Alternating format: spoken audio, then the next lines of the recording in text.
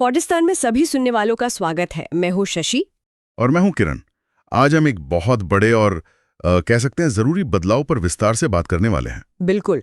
और विषय है भारत का नया आयकर अधिनियम 2025। सोचिए, 60 साल से भी ज्यादा पुराना। हाँ, 1961 का कानून। हाँ, 1961 वाला आखिरकार बदला जा रहा है। ये अपने आप में एक बहुत बड़ी खबर है। यकीनन। लेकिन बड़ा सवाल ये उठता है कि आखिर इस इतने पुराने कानून को बदलने की जरूरत पड़ी क्यों?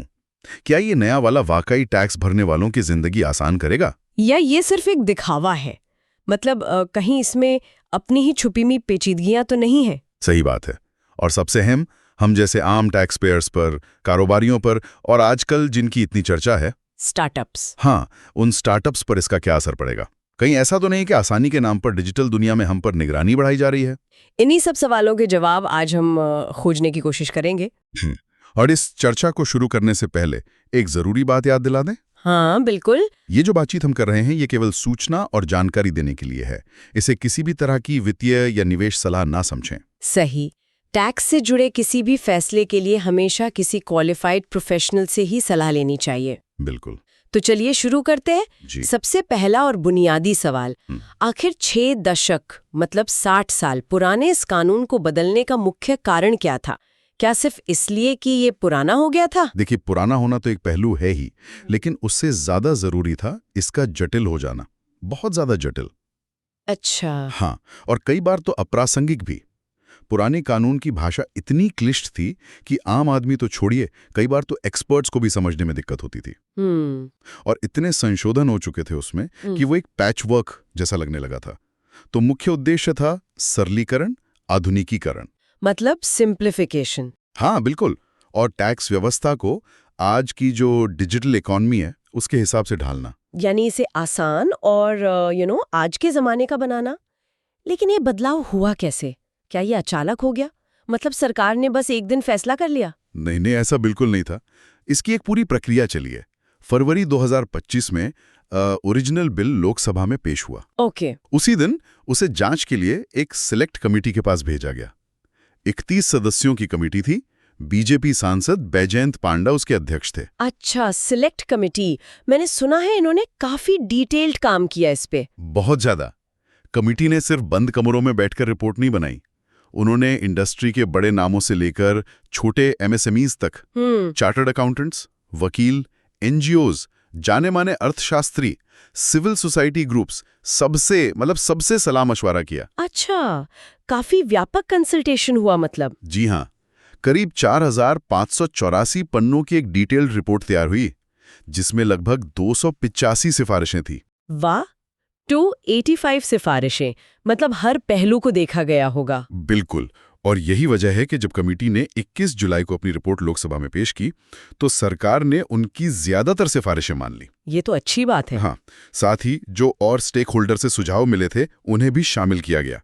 इसीलिए सरकार ने 8 अगस्त को वो पुराना बिल वापस ले लिया। अच्छा, पहले वाला वापस लिया। हाँ, और फिर सारे बदलावों के साथ एक नया संशोधित आयकर संख्या 2 विधेयक 2025 वो सोमवार 11 अगस्त को लोकसभा में पेश किया गया। और फिर वो पास हो गया। हाँ, 12 अगस्त को संसद के दोनों सदनों से पारित हो गया।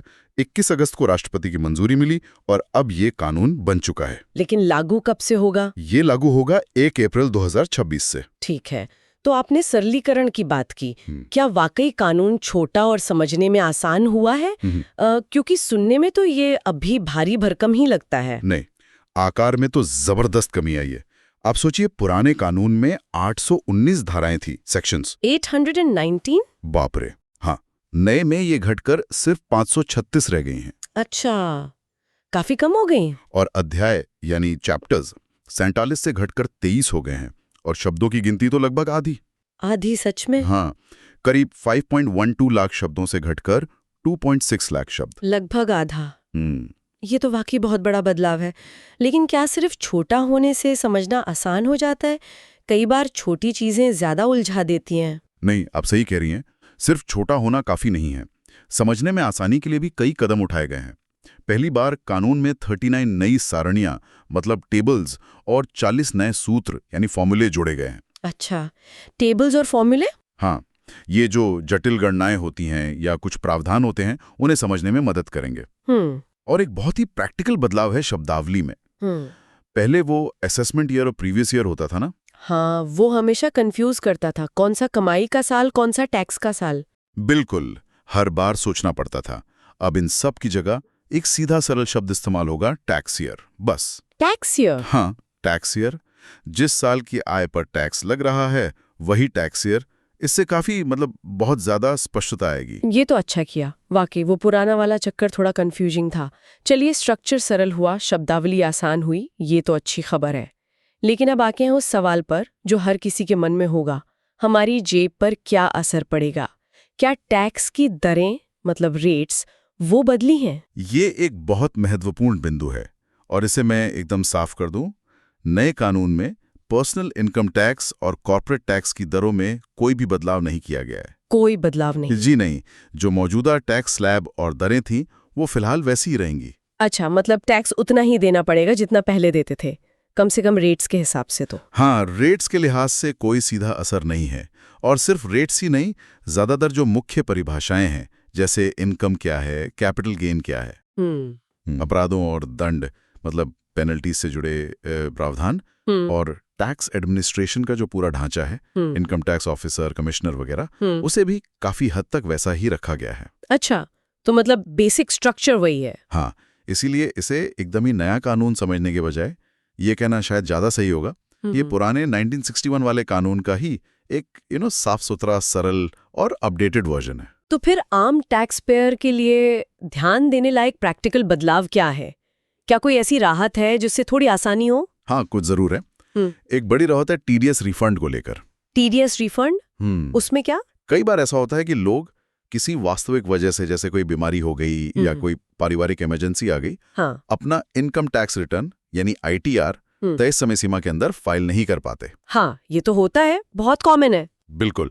पहले ऐसे में टीडीएस रिफंड या तो अटक जाता था या पेनल्टी लगती थी। हाँ, देर से फाइल करने पर। अब सेलेक्ट कमेटी की सिफारिश पर सरकार ने ये नियम बदल दिया है। अगर किसी जायज वजह से आईटीआर फाइल करने में देरी हो भी जाती है, तब भी बिना किसी पेनाल्टी के टीडीएस रिफंड क्लेम किया जा सकेगा। अरे वाह, ये तो वाकई बहुत अच्छी खबर है, खासकर उन लोगों के लिए जो जानबूझकर नहीं बल्कि किसी मजबूरी में देर से फाइल करते हैं। बिल्कुल, ये एक बहुत स्वागत योग्य कदम है। और कुछ है ऐसा? एक और राहत एलआरएस यानी लिबरलाइज्ड रेमिटेंस स्कीम के तहत शिक्षा के लिए विदेश भेजे जाने वाले पैसों पर है। अच्छा, जो बच्चे बाहर पढ़ रहे हैं उनके लिए? हाँ, अगर कोई छात्र विदेश में पढ़ाई के लिए किसी बैंक या फाइनेंशियल इंस्टीट्यूशन से लोन लेकर फीस या रहने का खर्च भेज रहा है, तो उस भेजे गए पैसे पर अब कोई टीसीएस यानी टैक्स कलेक्टेड एट सोर्स नहीं लगेगा। अच्छा, लोन वाले अमाउंट पे टीसीएस नहीं लगेगा? जी, इससे विदेश में पढ़ने वाले छात्रों और उनके परिवारों को थोड़ी आर्थिक सहूलियत जरूर मिलेगी। ये जो छोटे छोटे सुधार लग रहे हैं, इनका कोई बड़ा मकसद भी है क्या? सिर्फ प्रक्रिया आसान करना ही लक्ष्य है या इकोनॉमी पर भी कुछ असर की उम्मीद है? निश्चित रूप से इसका व्यापक असर अर्थव्यवस्था पर भी उम्मीद किया जा रहा है। देखिए, जब टैक्स प्रणाली सरल और समझने में आसान होती है तो लोगों का भरोसा बढ़ता है। हाँ, ये तो है। कुछ स्टडीज भी हुई हैं इस पर, जैसे एक अध्ययन IJNRD में छपा था। उसमें ये बात आई थी कि टैक्स सिस्टम सरल होने से खासकर युवा वर्ग 18 से 25 साल वाले और जो निम्न मध्यम आय वर्ग के लोग हैं, उन्हें अपनी सेविंग्स और इन्वेस्टमेंट की प्लानिंग करने में काफी आसानी महसूस हो सकती है। उन्हें साफ साफ पता होता है कि कितना टैक्स कटेगा, कहाँ निवेश करने से छूट मिलेगी। सही बात है, क्लैरिटी होने से फैसले लेना आसान हो जाता है। बिल्कुल। वो अध्ययन ये भी कहता है कि हाल के सालों में टैक्स छूट की सीमा बढ़ने से लोगों के हाथ में डिस्पोजेबल इनकम यानी खर्च करने लायक पैसा बढ़ा है। हाँ, और इसका नतीजा ये हुआ है कि बचत दर, खासकर प्रोविडेंट फंड और प्रॉपर्टी जैसे टैक्स बचाने वाले साधनों में निवेश बढ़ा है। तो इस नए कानून का सरलीकरण भी इसी दिशा में एक कदम है, लोगों को बचत और निवेश के लिए प्रोत्साहित करना, जिससे आखिर में अर्थव्यवस्था को गति मिले। मैक्रो लेवल पर भी इसका इम्पैक्ट सोचा गया है। अब एक ऐसे पहलू पर आते हैं जो आजकल हर जगह चर्चा में है, डिजिटल दुनिया। हमारा लगभग सारा काम तो अब ऑनलाइन ही हो रहा है। क्या नए कानून में इस डिजिटल पहलू को लेकर कुछ खास है? मैंने सुना है कि टैक्स अधिकारियों को ऑनलाइन दुनिया में ज्यादा ताकत दी जा रही है। ये थोड़ा चिंताजनक नहीं लगता? हाँ, आप बिल्कुल सही कह रही हैं। ये इस नए कानून का एक बहुत ही महत्वपूर्ण और शायद सबसे ज्यादा डिबेटेबल पहलू है। डिबेटेबल क्यों? क्योंकि नए कानून में पहली बार वर्चुअल डिजिटल स्पेस यानी आभासी डिजिटल दायरा, इसको स्पष्ट रूप से परिभाषित किया गया है। वर्चुअल डिजिटल स्पेस, ये क्या बला है? सुनने में ही बड़ा भारी भरकम लग रहा है। इसमें आता क्या क्या है? देखिए, इसकी परिभाषा बहुत बहुत ज्यादा व्यापक की गई है। इसमें कंप्यूटर टेक्नोलॉजी से बना कोई भी डिजिटल माहौल शामिल है, जहां लोग इंटरनेट, कंप्यूटर नेटवर्क या वर्ल्ड वाइड वेब के जरिए आपस में बात कर सकते हैं, जानकारी साझा कर सकते हैं या लेन देन कर सकते हैं। मतलब उदाहरण के तौर पर सोचिए, आपके ईमेल सर्वर्स, आपके social media accounts, Facebook, Twitter, Instagram, सब, आपके ऑनलाइन बैंकिंग और share trading platforms, cloud storage सेवाएं जैसे गूगल ड्राइव, ड्रॉपबॉक्स, iCloud। अरे बाप रे, क्लाउड स्टोरेज भी? हाँ, प्रॉपर्टी का ब्यौरा रखने वाली वेबसाइट्स, डिजिटल ऐप प्लेटफॉर्म्स, मतलब लगभग हर वो डिजिटल कोना जहां आपकी जानकारी या लेन देन हो सकता है, वो सब इसमें शामिल है। बाप रे, मतलब फेसबुक मैसेंजर से लेकर गूगल ड्राइव तक। तो क्या अब टैक्स अधिकारियों की पहुंच इन सब जगहों तक हो जाएगी?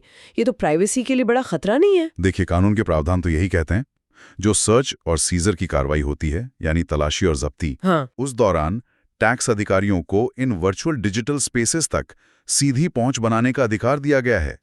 वो न केवल आपके दफ्तर या घर से फिजिकल दस्तावेज जब्त कर सकते हैं, बल्कि आपकी email, cloud data, social media chats तक की जांच कर सकते हैं।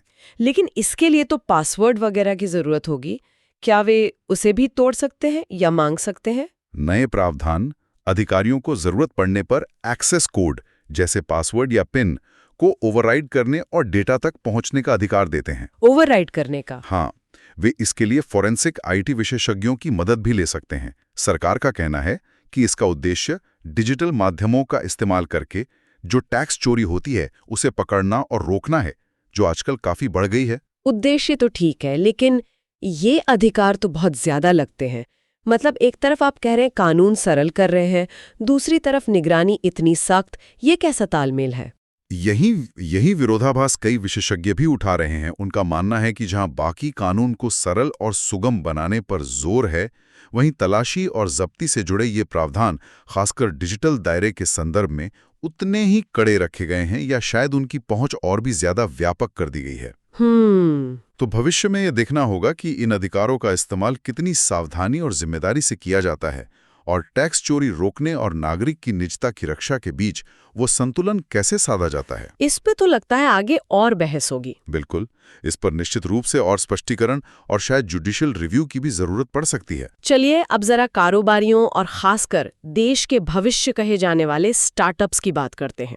उनके लिए इस नए कानून और जो हालिया बजट अपडेट्स आए हैं, उनमें क्या है? देखिए, कारोबारियों के लिए कुछ तकनीकी लेकिन महत्वपूर्ण बदलाव हैं। उदाहरण के लिए, जो कंपनियां वो रियायती टैक्स दर, कंसेशनल टैक्स रेट चुनती हैं, हाँ, वो कम वाली रेट, हाँ, उनके लिए कुछ खास तरह के इंटरकॉर्पोरेट डिविडेंड, यानी एक कंपनी को दूसरी कंपनी से मिलने वाला लाभांश, उस पर कटौती यानी डिडक्शन को फिर से लाया गया है। ऐसा पुराने कानून के प्रावधानों से तालमेल बिठाने के लिए किया गया है। अच्छा, कुछ टेक्निकल एडजस्टमेंट्स हैं। और बिजनेस के घाटे मतलब लॉस को लेकर कोई बदलाव। हाँ, घाटे को आगे ले जाने यानी लॉस कैरी फॉरवर्ड और उसे भविष्य के मुनाफे से एडजस्ट करने के नियमों को भी संशोधित किया गया है। इन्हें पुराने कानून की धारा 79 के साथ बेहतर ढंग से अलाइन किया गया है। और भ्रम से बचने के लिए लाभार्थी स्वामी यानी बेनिफिशियल ओनर जैसे शब्दों को हटाया गया है, जिससे प्रक्रिया थोड़ी और स्पष्ट हो। ठीक है, और हमारे स्टार्टअप्स, उनके लिए क्या खबर है? आजकल तो हर कोई स्टार्टअप की बात कर रहा है। उनके लिए माहौल कैसा बना है? सबसे स्टार्टअप्स के लिए माहौल काफी सकारात्मक दिख रहा है, खासकर जब हम इस नए कानून को हाल के बजट 2025 के अपडेट्स के साथ मिलाकर देखते हैं।